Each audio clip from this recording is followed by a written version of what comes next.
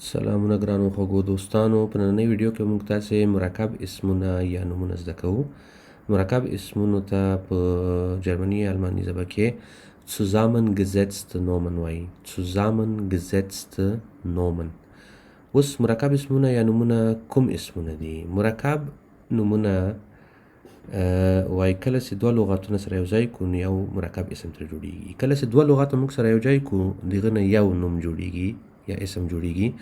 صيغه اسم یا نوم ته بیا مرکب اسم وایي. د مرکب اسم لپاره ارتیکل یا حرف اضافه دی داسې ده، هغه وایي د دوهم نوم څخه راخلو. یعنی دوه لغات یو ځای کوو، هغه د دویم لغات چې کوم ارتیکل یې هماغه به د دغه نوي اسم ترکیب شوي اسم لپاره استفاده کوو. لکه راځئ مثال یې ګورو، بیا بهتره به پوه شو.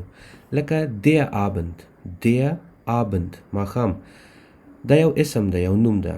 او همدارنګه das Essen خوراک، دا هم یو اسم یو نوم ده. دا دواړه چې اوس موږ سره یو ځای کو Abend او Essen، یو نوی اسم ترې جوړ کو، دغه اسم یا نوم ته مرکب اسم وایي چې هغه Abend Essen ده. اوس د دا ارتیکل کوم ارتیکل ده؟ دا د دوهم نوم موږ تاسې ویلي. ګوره der به نه راخلو، دا د Essen چې د آخر کې دلته راځي Essen، د ده ارتیکل به راخلو das.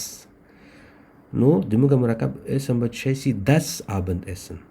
das Abendessen یعنی د ماښام خوراک، یا په بل اصطلاح د شپې خوراک، چې موږ د شپې خواړو یا خوراک کوو. نو das Abendessen. نو ارتیکل ته مو پام ده، د دغه دوهم اسم نوم راواخیسته. der Abendessen نشو ویلی، das به وایي، دغه das به راخلو. ښه، یو بل مثال یې ګورو. die Post او das Amt. نو یو ځای کوو، دواړه به سره یو ځای کو، پوسټ او امت به څنګ په څنګ سره ولیکو. دا ای به وړکی شي ځکه دا اوس دواړه یو لغت ده. پوسټ امت به سي، خو ارتیکل به د کوم نه راخلو؟ د امت نه، das Amt د دویم لغت ارتیکل. نو زموږ مرکب اسم یا نوم به څه شي؟ das Postamt. ښه، که چیرې وایي موږ یو نوم او صفت سره یو ځای کو او مرکب نوم ترې جوړو، نو ارتیکل به د اسم یا نوم نه راخلو، د صفت نه به نه راخلو. ولې؟ ځکه صفت ارتیکل نه لري. اوس په تېرو دوه مثالو کې خو موږ تاسې ویلي چې دوه اسمونه څنګه سره یو ځای کوو. موږ تاسې کولی شو یو اسم او یو صفت ایډجکټیو یا ایډیکټیو هم سره هغه کو، یو ځای کولو یو اسم یا نوم سره. لکه مثال څه ده؟ das Geld دا یو اسم ده، نوم ده، او klein صفت ده. das Geld پیسې، klein یعنی وړوکی. نو سره یو ځای کو، داسې به وایو das Kleingeld. ارتیکل به دغه اسم نه راخلو او دا دواړه به سره یو ځای ولیکو das Kleingeld یعنی وړې پیسې یعنی دغه د اوسپنې پیسې ترې مراد دی، هدف دی دلته.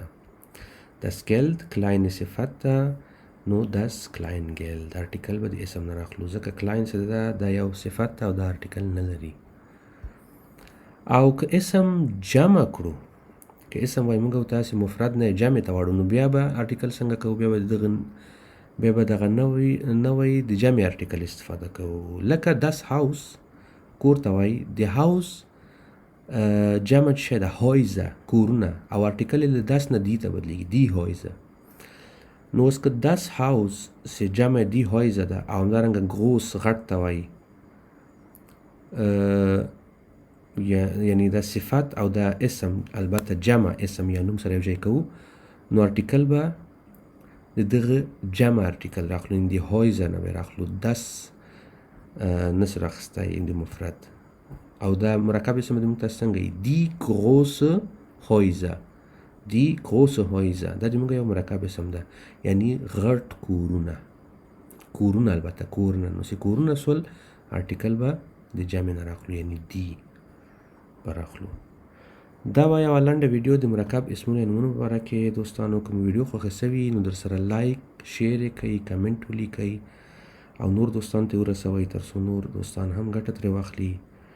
او پر روانو ویډیوګانو کې به زه نور هم د ګرامر په هکله مفیدې ویډیوګانې درته جوړې کړمه. تر بیا لیدو پورې مو په الله سپارم. مننه.